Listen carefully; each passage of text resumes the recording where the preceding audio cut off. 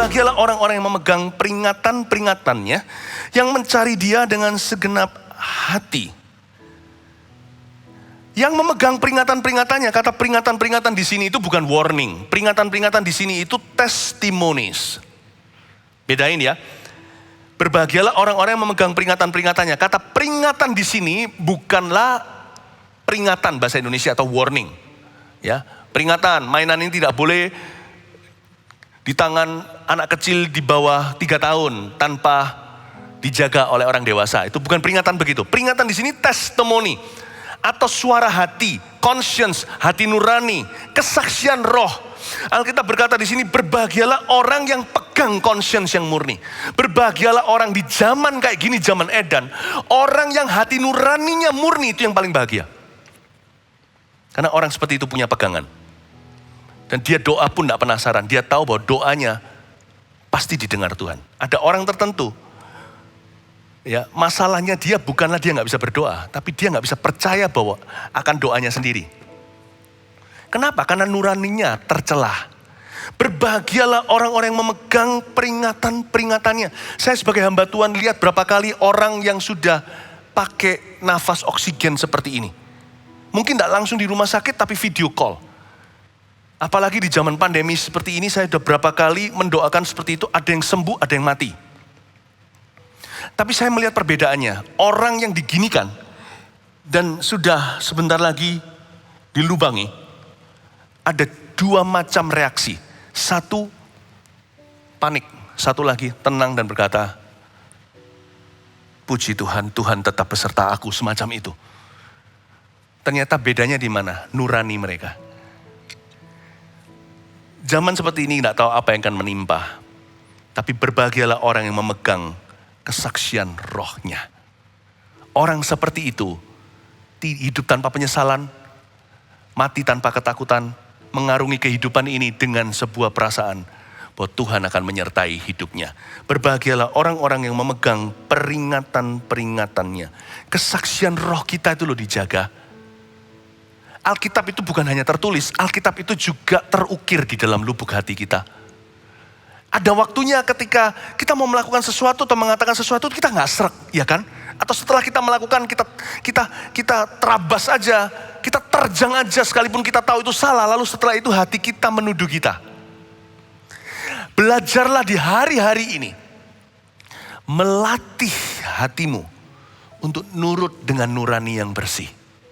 Karena Alkitab berkata, kebahagiaanmu, your blessedness, bahkan berkat Allah dalam hidupmu sangat bergantung dengan itu. Banyak orang Kristen anak Tuhan punya teorinya. Mendengar khotbah minggu per minggu, tetapi nuraninya dilanggar melulu. Jangan jadi anak Tuhan seperti itu. Karena Alkitab berkata, kepuasan batin kita berbahagia, itu bergantung cara kita pegang hati nurani kita. Hati nurani itu sangat tipis soalnya. Dia sangat-sangat tipis, lebih tipis daripada selaput mata. Hati nurani itu very soft tissue. Tisu aja yang kita pakai itu sendiri kadang-kadang ada three-ply. Ada lapis 3, ada lapis berapa. Hati nurani itu lebih tipis daripada 1 lembar one-ply tissue. Dia lebih lembut dari kapas. Sampai-sampai ada waktunya tertentu, sore-sore saya sudah saat teduh pagi harinya, tiba-tiba Roh Kudus seperti give me a nudge, kayak seperti ada sebuah dorongan dalam hati. Doa, doa, doa Philip, doa, doa. Memegang peringatan-peringatannya itu berarti mengikuti nurani kita. Lo bisa gak kita ngeroh? Lo bisa saja. Tapi hati saya gak saya biasakan gitu kok. Jadi saya belajar untuk peka. Kalau sampai salah juga gak fatal kok. Salah juga gak apa-apa maksudnya. Kalau saya disuruh doa, saya ternyata doa, waktu saya doa ternyata Tuhan memang gak suruh, itu perasaan hatiku. Ya udah gak salah kan? Gak salah. Kita gak pernah bisa overdosis doa, itu gak bisa. Tapi what if, bagaimana jika Roh Kudus suruh saya, tapi saya gak peka. Lalu ternyata nanti saya akan makan akibatnya, sungguhan suatu hari. Saya punya pengalaman begini. Doa Philip, doa. Doa Philip, doa. Saya enggak, nanti saya sudah doa tadi kan, nanti malam nanti doanya. Saya itu doa itu AMPM soalnya. Biasanya kalau siang-siang tanggung gitu, saya hanya jalan dengan Tuhan. Nah ini termasuk jalan dengan Tuhan, Tuhan suruh doa kok saya nggak mau. Ini jalannya juga setengah-setengah nih. Dan hari itu saya disuruh doa, detik itu doa. Nggak doa. Tahu nggak apa terjadi? Baru saja saya berkata, enggak, nanti malam aja. Mobil saya ditabrak. Mobil saya ditabrak. Ya bukan karena saya nggak doa terus ditabrak, ya enggak. Masalahnya setelah itu, dalam kejadian itu dulu ya, ngamuk saya. Karena Alkitab berkata seperti ini kan, Yesus berkata begini, berdoalah, tidak sanggupkah kamu berjaga-jaga 1 jam dengan aku? Itu bukan jam saat teduh mereka, jam saat teduh Yesus dengan muridnya itu subuh. Itu kan sore-sore, malam-malam itu jam makan waktu di Getsemani. Kenapa? Karena roh penurut, daging itu lemah. Kadang-kadang there's a nudge, nurani itu begitu tipisnya, kadang-kadang ada sebuah dorongan. Injili orang itu. Bukan dalam bentuk suruhan kadang-kadang juga terkadang dalam bentuk larangan. Don't do this, don't say it, jangan ucapkan itu. Mau ngamuk kan sama istri, atau mau ngamuk sama suami, tiba-tiba Anda ingat ayat, tapi Anda kira hanyalah pikiranmu. Bodohlah orang yang seketika itu juga melampiaskan perasaannya. Anda langgar aja, padahal Roh Kudus kasih suatu nurani di sini, jangan, don't. Anda lampiaskan, bertengkar besar yang berakhir cukup menyakitkan sampai anak-anak lihat. Nurani, makanya itu kalau kita mau bahagia benar, kalau kita betul-betul ingin berjalan dalam jalan-jalan berkat Allah, kita mesti belajar untuk peka, sekalipun dalam belajar untuk peka, ada ruang untuk salah. Tapi kalau peka kita itu dengan pengetahuan yang benar akan firman Allah, jangan takut, salah kita gak akan fatal. Salah pun gak apa-apa, paham maksud saya? Tapi kalau Roh Kudus kasih sebuah feeling, kebanyakan gereja, banyak juga ya, orang-orang Kristen yang gak percaya perasaan. Lah, ngapain Tuhan ciptakan perasaan kalau perasaan itu gak penting? Perasaan itu juga bisa menjadi senjata kebenaran. Saya tidak hidup berdasarkan perasaan, saya hidup berdasarkan firman. Saya berhidup berdasarkan iman, saya ngerti. Tapi saya libatkan perasaan saya untuk melayani Tuhan. Jadi belajarlah peka dengan perasaan-perasaan Kristus yang Tuhan taruh di dalam dirimu. Berupa nurani, kesaksian roh, peringatan-peringatannya. Kalau Anda dan saya mau sungguh-sungguh bahagia, lihat breakthrough dan terobosan dalam segala sesuatu. Dalam hubungan, dalam karir, dalam pelayanan, dalam kehidupan kita, dalam hati dan batin kita. Dan kita harus belajar untuk mengikuti nurani yang dari Tuhan. Setelah saya ditabrak itu, kejadian bertahun-tahun lalu, saya ngamuk. Tiba-tiba tidak tahu dari mana, Wang Fei Hong lamanya keluar. Itu bisa dalam waktu 3 detik. Tapi sebelum saya buka pintu saya, seperti saya ingat tadi kan disuruh doa. Saya bilang, better late than never, lebih baik telat. Lebih baik terlambat daripada telat. Sebelum saya buka pintu saya berkata, Tuhan Yesus, maaf tadi, 10 detik lalu Tuhan suruh aku berdoa dan berbahasa lidah. Aku tidak turuti. Sekarang mungkin sudah terlambat, tapi belum telat. Saya tidak pakai bahasa roh lagi. Saya berkata, Tuhan, ku serahkan hatiku kepadamu. Ku serahkan seluruh hidupku kepadamu. Lalu setelah itu saya keluar, saya bisa hadapi dengan sangat tenang. Itu namanya nyaris. Pernah gak Anda disuruh doa? Jam 3 pagi, saya bolak-balik. Mungkin karena jabatan saya sebagai gembala. Dibanguni. Bukan karena saya mau ke belakang. Tiba-tiba bangun, melek mata, seger. Kayak seolah-olah dibangunkan di tengah hutan, malam-malam gitu. Ngapain? Saya tahu. Lalu Roh Kudus berkata, doakan jemaat. Oke, saya doakan.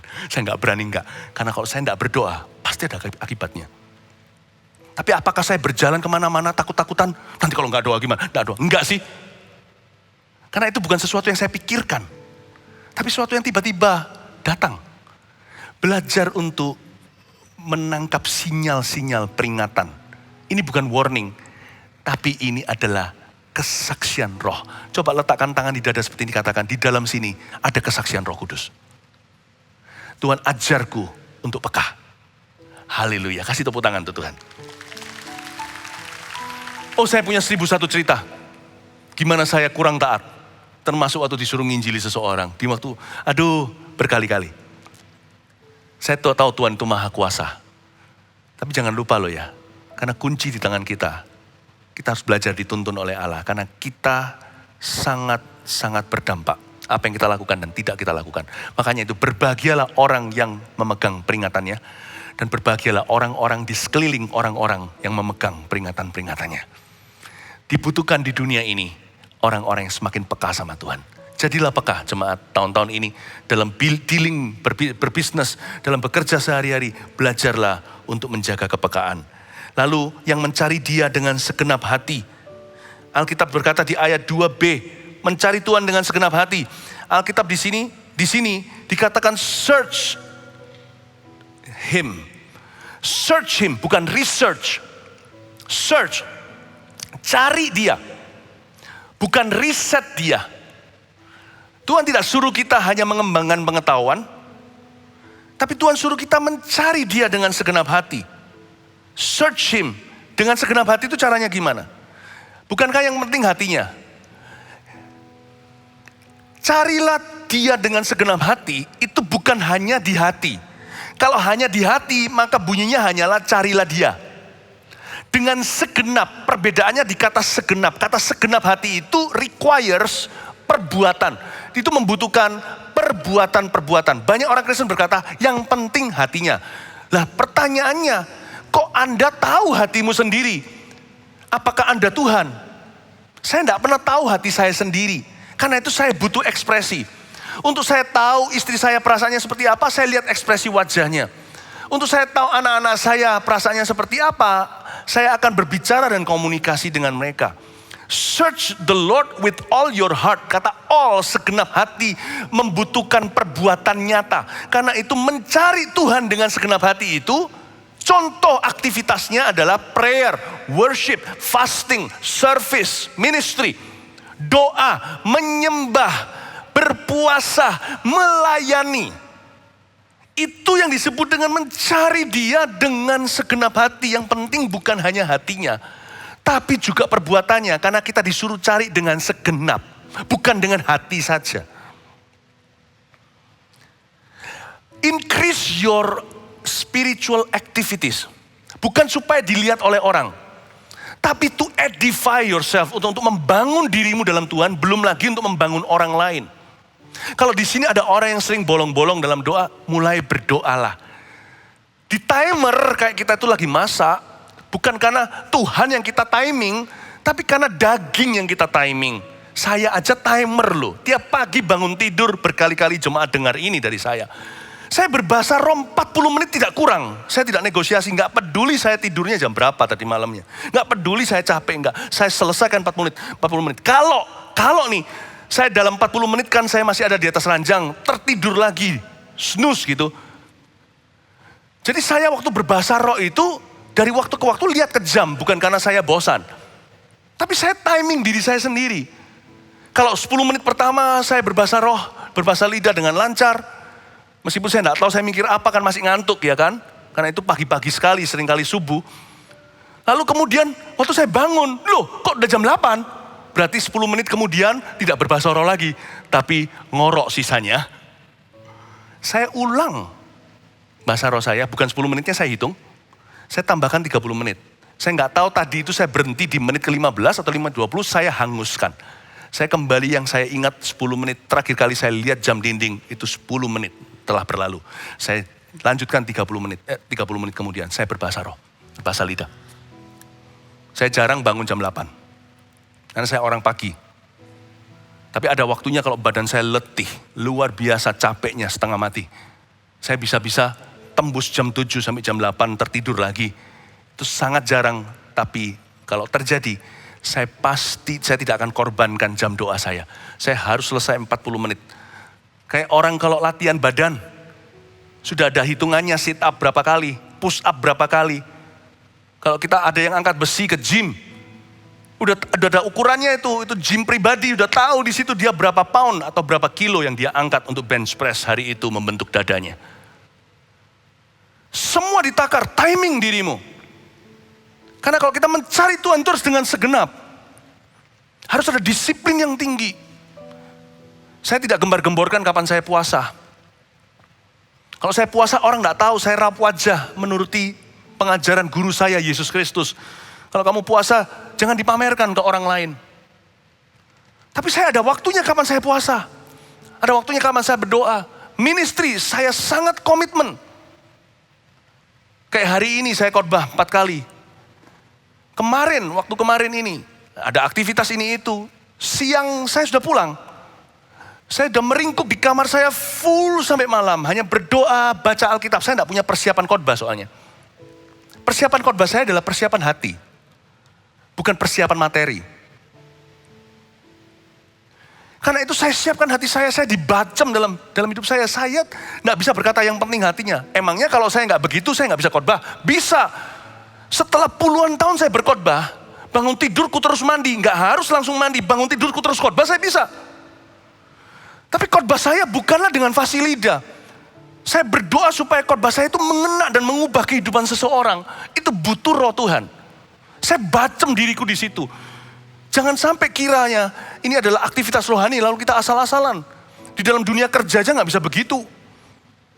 Kita kalau ada audisi, apa idol itu, atau apa itu di TV-TV itu, yang di Amerika, banyak yang saya nggak lihat yang begituan. Mereka latihan, profesional. Ya, sebelum naik ke atas sana, untuk menampilkan keahliannya dan kehebatannya, mereka latihan lagi. Yang juggling, latihan lagi juggling di ruang tunggu. Anak-anak Tuhan gak boleh asal-asalan soal kerohanian. Kalau cari Tuhan itu harus profesional. Karena yang penting bukan hatinya, segalanya. Increase your spiritual activities. Kalau datang ke gereja saya suka sekali. Lihat kejadian pandemi ini ada sebuah kebiasaan baik yang mengubah kebiasaan buruk. Apa itu? Jemaat datang lebih awal. You come and sit down. Kita datang. Dengarkan dulu Pastor Yohanes berkata, apa tadi? Welcome home. Lalu ada pengumuman kita taruh di depan. I'm glad. Dari dulu saya bermimpi. Sebelum SCC ini jadi, saya masih ingat waktu itu bicara dengan Pak Rio, dengan beberapa orang saya dan istri saya. Lalu ditanya ke Philip, Pastor Philip mau gerejanya seperti apa? Sebelum pandemi loh ya. Waktu bulan apa itu kita jadikan ini 19 hari. Saya bilang, saya kepingin sekali, kolektor itu gak jalan. Jemaat dengan kesadaran, datang persiapan. Persembahan bahkan. Nanti pulang itu masukkan, sebelum pulang itu masukkan. Ternyata kejadian setelah pandemi ini, puji Tuhan. Tidak boleh asal-asalan. Kita memberi bukan karena diminta, bukan karena kantong kolektor berjalan. Kita memberi karena persiapan. I know what I will give today. How much I will give today. Karena pemberian itu pengorbanan. Kita datang ke gereja bukan hanya supaya dengar firman siapa yang berkhotbah. Aku datang persiapkan hati. Bukan hanya untuk menerima, terlebih dahulu memberi. Karena lebih diberkati memberi daripada menerima. Aku beri pujian dulu kepada Tuhan. Saya bersyukur, spiritual activities harus profesional, saudaraku. Kalau Anda mau bertumbuh, nggak ada orang yang asal-asalan. Ya, ada satu orang masuk ke gym gitu ya, ini diangkat, itu diangkat, ini diangkat, nggak bisa, nggak jadi. Makanya perlu PT kadang-kadang personal trainer kan. Hari ini diantem terus ke chestnya. Besok antem terus bagian kakinya. Saya sih nggak belanin begitu-begitu, nggak bisa saya. Pokoknya saya sehat gitu aja, saya nggak ada waktu. Nggak bisa, itu semuanya nggak bisa. Kita juga pokoknya gue bertumbuh lah dalam Tuhan. Nggak bisa. Pertumbuhan dalam Tuhan harus by design. Saya timing diri saya sendiri. Saya yang notabene dianggap lebih rohani dari semuanya. Saya timing diriku karena I do not trust Philip Mantova, I trust the Holy Spirit. Karena saya nggak percaya diri saya sendiri, saya percaya Tuhanku. I time myself. I cannot time God. Karena itu Tuhan mau setiap waktu. Kapanpun Tuhan bangunin saya jam 3 suruh doa, saya nggak bisa timing Tuhan dan berkata, lepas dari 40 menit itu. Lepas dari waktu saat teduh pribadi pagiku, AM-ku, atau PM-ku malam hari. Waktu aku menyembah, lepas dari itu. Tuhan nggak bisa begitu. Tuhan setiap waktu. Saya nggak bisa setiap waktu. Saya harus belajar untuk tanggung jawab dengan waktu yang di-cap di situ. Berbahagialah orang-orang yang mencari Dia dengan segenap hati. Mari kita bertumbuh sungguh-sungguh. Salah satu kelemahan daripada sekolah online hari ini adalah anak kita bisa atasnya seragam, bawahnya kolor. kelihatan wajahnya, padahal sedang berbaring tidur di ranjang tapi dimiringkan. Kita bisa lihat dari gravitasi di rambutnya, kalau rambutnya begitu, itu berarti miring badannya. Itulah kelemahannya. Kalau kita tidak close monitor, kerohanian juga akan cenderung untuk gravitasi ke bawah, termasuk saya. Kalau saya tidak time diri saya sendiri, sebentar lagi saya nggak berdoa. Sebentar saya nggak berdoa, tak lama lagi saya berdosa. Karena Alkitab berkata, rohmu memang penurut, dagingmu lemah. Bapak Ibu Saudara, kalau Anda bergereja, bergejalah dengan profesional. Kalau Anda melayani, melayanilah dengan profesional. Kalau Anda berdoa, berdoalah dengan profesional. Berbahagialah orang-orang yang mencari Dia dengan segenap. Nomor satu hati, lalu yang lainnya juga. Kalau saya hari ini tidak tepuk tangan untuk saya memuji Tuhan, percayalah sebentar lagi saya akan berpangku tangan. Saya bertepuk tangan bukan karena saya terpaksa. No. Tapi saya harus melawan daging saya. Saya nggak kepingin memuji, justru saya memuji Tuhan. Karena jadi korban pujian. Saya angkat tangan saya bukan berarti saya nggak punya masalah. Saya angkat tangan saya juga bukan untuk dilihat orang, memang tipis. Kadang-kadang kita lakukan sesuatu untuk dilihat orang. Tapi saya nggak mau gara-gara ada orang yang begitu karena ada KW-nya yang halus. Saya tolak yang aslinya sekalian. Saya nggak mau. Saya angkat tangan gini bukan karena dilihat orang. Saya angkat tangan untuk dilihat saya. Setelah dilihat Tuhan. Lihat, ku arahkan tubuhku untuk memuji. Ku arahkan hidupku arah Tuhan. Hidup ini sebentar. Hidup ini sebentar sekali. Kalau saya tidak arahkan ke Tuhan, kapan? Toh setelah mati, semua akan alami. Saya akan ada di dalam badan glory atau tubuh kemuliaan bersama dengan Anda. Itu nggak usah dipaksa punya. Nggak ada lagi namanya perasaan depresi, malas itu nggak ada. Nggak ada godaan setan, tidak ada semuanya. Nanti semuanya alami. Kalau saya mau bayar harga, now is the time. Saya bukan bayar harga masuk surga, itu sudah dibayar sama Tuhan. Saya bayar harga untuk menaruh surga terus di depan saya. Berbahagialah orang yang mencari Dia dengan segenap hati. Kelihatan kalau ibadah ini banyak disiplinnya. Kenapa? Karena datangnya pun paling pagi. Jadi saya bersyukur untuk jemaat yang pagi-pagi hari sudah mencari Tuhan. Kasih tepuk tangan untuk jemaat yang luar biasa. Saya mungkin tidak bisa selesai sampai ayat 8, nanti saya lanjutkan di kebaktian-kebaktian berikutnya. Mazmur 119 ini banyak sekali ayat-ayatnya. Nggak mungkin selesai hari ini. 176 loh ayatnya. Nggak main-main. Nah, saya tidak tahu nanti saya mulai dari ayat berapa ya. Pokoknya saya selesaikan sebisanya. Satu lagi ya. Ayat 3. Ayat 3.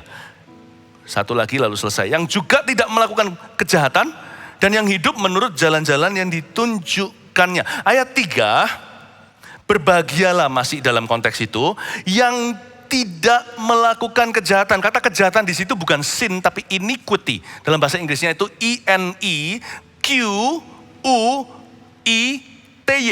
Betul ya? Betul. INEQUITY. Iniquity itu artinya personal sin. Anda lihat nggak ada tas-tas tertentu, brand-brand tertentu itu bisa digrafir namanya. Saya punya tas kerja digrafir, itu pemberian orang sih. Ada PM-nya di situ, itu bukan polisi militer.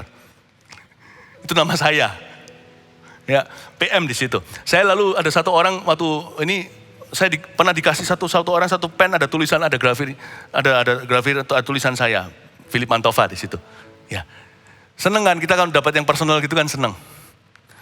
Ya, kadang-kadang kalau kita ada orang ulang tahunan lalu kita dikasih handuk ya kan, mau pakai handuk, tapi handuk itu ada tulisan nama orang lain kan juga aneh waktu kita pakai kan di WC sendiri ya kan.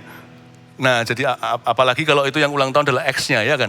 Nah, jadi kalau kita personal nama kita kan seneng, seneng sekali. Pernah sekali saya suatu hari baik sekali hospitality, saya datang ke sebuah hotel, saya pelayanan di negara itu, datang itu semuanya di mana? Di ruangan kita itu, di ruang hotel itu personalized. Saya duduk lihat, itu memang one of a kind. Dia punya pen, amplop semuanya itu personalized. Ya gini-gini tuh bahaya sih buat kita tuh rasa orang penting gitu ya. Jadi lebih baik inilah penangkalnya. Kalau Anda memang mau memperhatikan sesuatu yang personalized, jangan perhatikan yang gitu. Yang kayak gitu-gituan itu cepat berlalu. Dan jangan cari, yang gitu-gituan tuh gak usah cari pujian yang sia-sia. Nanti jangan sampai hatimu terbiasa. Kalau gak digituin sama orang merasa, gimana, tersinggung lu gak tahu gua siapa. Itu gak usah kayak gitulah. Kalau kita mau peka terhadap anything personalized, apapun yang personalized, yang sangat pribadi, hati-hati dengan iniquity. Yang tidak melakukan kejahatan di situ, bukan melakukan asal dosa, atau tidak melakukan sembarang dosa. Jangan melakukan dosa yang biasanya kau jatuh di dalamnya. Kebiasaan burukmu itu, berbahagialah orang yang menang atau yang bisa setir hidupnya karena Roh Kudus menjauh dari dosa-dosa pribadi yang personalized, yang sangat you and me. Iniquity. Berbahagialah yang tidak melakukan kejahatan, itu personal sin. Kalau di ini ayatnya berbahagialah yang tidak melakukan dosa, enggak bisa. Mana ada manusia yang enggak berdosa. Tapi kalau kita tahu hal itu sudah familiar buat kita, itu familiar spirit and familiar sin atau dosa yang sangat familiar. Paling tidak kita bisa membuat penjagaan dong. Kan itu sudah bertahun-tahun jadi kebiasaan buruk dan menjadi lubang satu-satunya. Kalau kita jatuh lain kali dalam kesalahan yang baru, ya belajarlah sesuatu yang baru. Tapi kalau jatuh di lubang yang lama terus-menerus, berarti Anda dan saya nggak pernah belajar. Berbahagialah orang yang tidak melakukan personal sin, iniquity. Ya, yang kayak gitu itu yang patut kita jaga. Ada dosa tertentu dalam hidupku, itu yang sangat Philip Mantova. Saya harus hati-hati dengan itu. Dan selama saya bisa dengan Roh Kudus menjauhi hal-hal itu, hidupku akan berbahagia, blessed. Dan hidup orang lain akan blessed because of me. Ya, dan bukan hanya menghindari dosa tersebut ya. Salah satu keindahan atau seninya menghindari dosa demikian adalah menghindari juga hal-hal yang mirip dengan dosa itu. Paham maksud saya Bapak Ibu Saudara? Don't just avoid the sin, avoid anything that looks like that sin. Jangan hanya menghindari dosa tersebut, tapi hindari hal-hal yang kelihatan nampaknya mirip dengan dosa itu. Contohnya, kenapa orang itu mau bebas dari narkoba susah? Saya melayani tidak sedikit dalam sepanjang karir saya sebagai hamba Tuhan. Yang susah bukan narkobanya, sebenarnya tubuh kita diciptakan untuk bisa detox sendiri. Makanya rehab itu juga nggak bisa menjawab. Harus gereja dan harus keluarga. Karena yang mirip dengan narkoba, yang bukan narkoba adalah pergaulan narkoba itu. Mau ganti nomor telepon akan ditelepon lagi sama teman-teman lama. Kalau Anda mau bebas narkoba, bebas sekalian dari pergaulannya. Kalau Anda mau bebas dari LGBT, bebas sekalian dari pergaulan itu. Jangan sampai nanti, ya sekarang bertepuk sebelah tangan, nanti kalau disambut tangan cilaka. Jadi masalahnya bukan pada homoseksualnya. Masalahnya juga lingkungannya. Suatu hari saya dan keluarga long time ago di sebuah kota deh, saya nggak mau sebut mana, ada sebuah tempat bagus sih. Tapi saya nggak tahu ternyata itu tempat kumpulnya orang-orang gitu. Nah, saya masuk ke WC pria kan nggak salah lihat saya. Nah, pria kan ketemu pria di situ. Nah kita takut kalau ketemu wanita, kalau enggak wanita berarti hantu. Ketemu di sana. Zaman itu ya, zaman sebelum media gitu ya. Tapi saya sudah menikah. Lalu habis itu ada satu cowok. Toilet pria itu kalau itu menggenapi pepatah bahasa Indonesia, guru kencing berdiri. Karena di toilet pria kan kencing berdiri. Dan semua kita kan berjejeran begitu. Lalu di sebelah yang noleh dan berkata, hello. Saya kaget, langsung saya cuci tangan. Saya kaget. Ternyata memang itu daerah lingkungan. Ternyata ada yang namanya restoran, mal-mal, yang isinya orang-orang begituan. Di mana-mana sih ada. Tapi ada juga yang memang sudah menjadi tempat sarang mereka. Saya dan istri saya pergi ke sana, istri saya kan tidak bisa barengi saya ke WC, lalu saya disapa dengan halo yang cukup ramah, bukan welcome home saya rasa. Spiritnya salah. Saya bilang halo, saya bilang, halo, ya. Terus dia tanya-tanya saya bilang, oh no, saya sama istri saya di luar sana. Untuk beritahu sama saya, I'm straight by the way. Ya kan? Udah saya keluar gitu aja. Saya tidak ngerti harus bertindak apa, tapi saya tahu bahwa, oh iya, kenapa banyak orang terjerat. That mall atau tempat itu atau restoran daerah itu looks like that sin. Kalau Anda mau bebas sekalian dari tempat itu jauhi. Jangan kembali ke Babel. Larilah dari Babilonia, kata Alkitab. Anggaplah tempat itu momok yang harus kau jauhi. Amin Bapak Ibu Saudara. Mau bebas rokok, kena asapnya aja. Makanya itu jangan pergi ke daerah-daerah yang ruang merokok. Gak apa-apa aku gak merokok, cuman ngobrol-ngobrol sama teman-temanku yang dulu yang masih perokok. Pasti jatuh lah. Berbahagialah orang yang tidak melakukan kejahatan itu, berbahagialah orang yang menghindari kejahatan itu, dan menghindari apapun yang kelihatan nampak seperti kejahatan demikian. Kalau mau bersih, bersih tuntas ya. Jangan cuci setengah kering, pernah gak bau cium harumnya anjing yang masih belum kering? Itu kayak bau sekali, gak enak kan? Jangan setengah-setengah.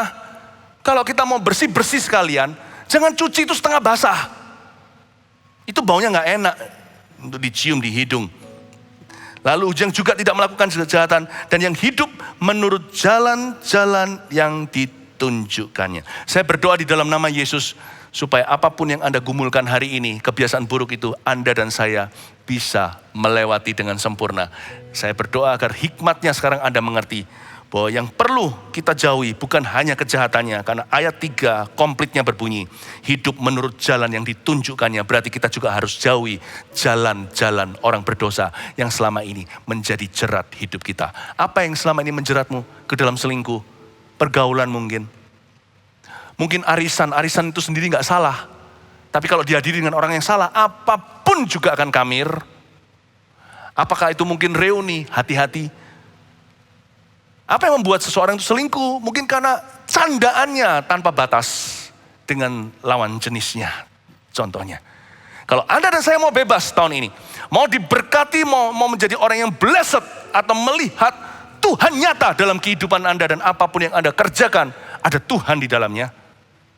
Dan stay clear and stay on course. Tetaplah di jalan Tuhan, jauhi jalan orang fasik. Berikan tepuk tangan untuk Tuhan Yesus. Mari kita semua bangkit berdiri.